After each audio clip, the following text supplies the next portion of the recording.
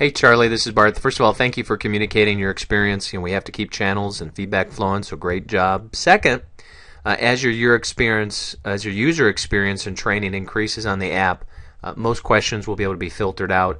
It'll become more clear on what's a system issue, an internet issue, or frankly a user issue. So we're just starting to roll out the training, division by division. Will be done by May. And third, I have your responses in red below. And one important point. As the protocol, no matter what the system, the email address of the member is what matters, and it matters because of the following reasons. One, they get the receipt. Two, they get all member information, ballots. If they don't have it, that's no problem. We can just do it manual. We're anticipating that from many members.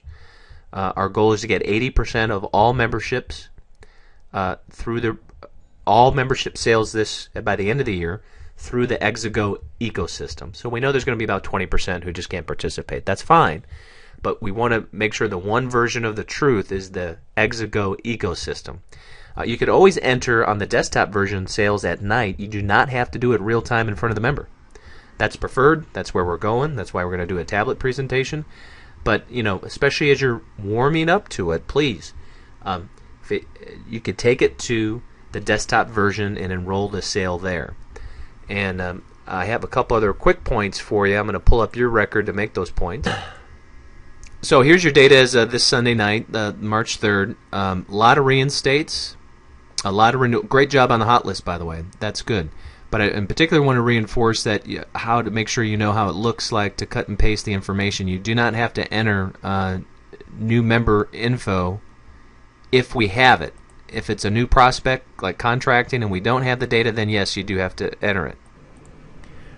So the context here is I'm on a web browser and I'm pulling this from an emulator, so it will not pull the source of prospects from Google because it can't get a lock-in on the phone.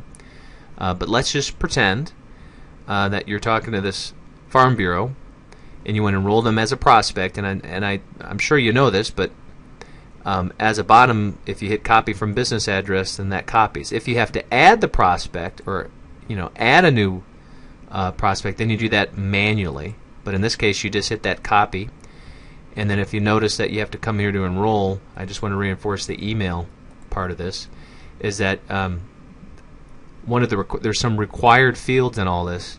Required is the owner email. So when you put your email address, that means that you're telling the system this is the owner's email, so that's where the receipt goes, that's where the welcome letter goes, that's where the member number goes, ballots, newsletters, the whole 9 yards. So you don't want to do that. You want to put their verified email address. The other systems you're referring to in your email will be phased out as the year goes on. So I hope that part's clear. But again, you can add a prospect manually. So when you go to prospects, it's not going to lock in on my geolocation, but you can always add them manually. So anyway, I hope that helps a little bit with your user experience. And I'm trying to think if there's any other recaps that's on there. We really appreciate it. I put all my answers in red here. You're right. We are at the mercy of a signal. It is a web service. That's why it's built that way, and that is going to be a systemic weakness. The good news is if you have any bumps in the road, you can always enter them at night or at a different process, just like you're trained every night to fill out the receipts and do your manual planning. It's just the desktop version plays that role. So thank you so much for the message. Appreciate it. Good selling.